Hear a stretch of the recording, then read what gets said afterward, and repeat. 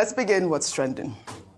The presidency has reacted to the United States court ruling ordering the release of records concerning President Bola Ahmed Tinubu's alleged involvement in a drug trafficking case. Well, on April 8th, the United States Court for the District of Columbia ordered the Federal Bureau of Investigation and the Drug Enforcement Administration to release records of their investigations concerning the case. The judge ruled that both agencies must search for and process non-exempt records under the Freedom of Information Act. While reacting to the judgment, presidential media aide Bayo Onanuga stated that there is nothing new to be revealed since the reports of the FBI and DEA on the case have been in the public domain for over 30 years. Well, let's take a look at Bayo Onanuga's statement. He wrote on X, "Journalists have sought the presidency's reaction to the ruling last Tuesday by a Washington, D.C. judge ordering the U.S. FBI and DEA to release reports connected with President Bola Ahmed Tinubu.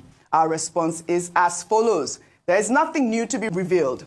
The report by Agent Moss of the FBI and the DEA report have been in public space for more than 30 years. The reports did not indict the Nigerian leader. The lawyers are examining the ruling." Bayo Onanuga here, Rufai, is saying that, the reports that we have seen, I believe we have seen some of these court documents, did not indict President Bola Ahmed Tinubu, saying that, these are not new allegations. So, why all the furore?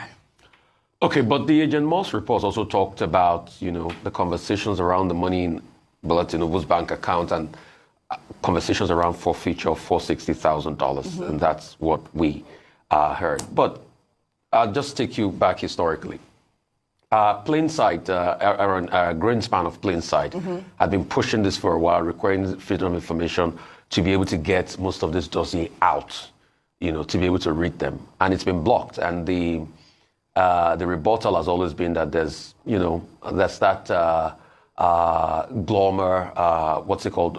Response, which pretty much says, I cannot confirm nor can I deny. And normally that Glomar response does suffice when you have a case, of secrecy that has to be involved with governmental agencies and national security, because one of the points that have been made by the CIA that, especially when it comes to human sources, the case of that Glomar report will survive. And if you go back historically, the Glomar report goes way back to the 70s, where America had this Glomar Explorer, shape that they want to use for a lot of covert activities.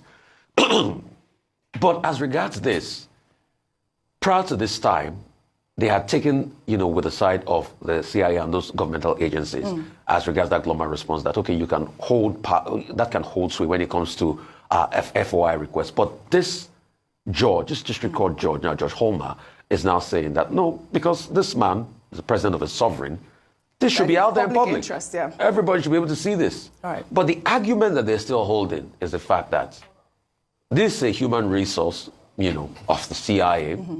This would also, impinge on his privacy, and it will also prevent, further investigations as time goes on. And there's been a contention on the need of the public to know and privacy issues here. All right. The judge has also told them that they should backtrack, they should bring back a report on the 2nd of May. So we are waiting for that report. They're going to write an extensive report on that. Most of these agencies, the drug department and all the things and all of this. All right. And this conversation had been on since the 90s. I think it's best for us to be able to wait on that report. The presidency has reacted and said nothing in that report. I think the position of, Kevin Moss is way different from what might be in this report. Because if they claim that it's what's in the public glare, then definitely these agencies will not have gone to court to be able to stop releasing what they know as regards it. Let me read an excerpt made by a lawyer from the judgment, just a really short excerpt before we wrap up. They wrote that even the plaintiff acknowledges that Mr. Tinubu's name does not appear directly in these documents. Instead, plaintiff claims merely that it is implausible that no documents responsive to plaintiff's Freedom of Information Act request to the CIA exists, given that the CIA was closely following the issue and would have at least been aware of Mr. Tinubu once he became a prominent politician. So all of that Yeah. is subject to the release of the report of these agencies. We have to wait till May 2.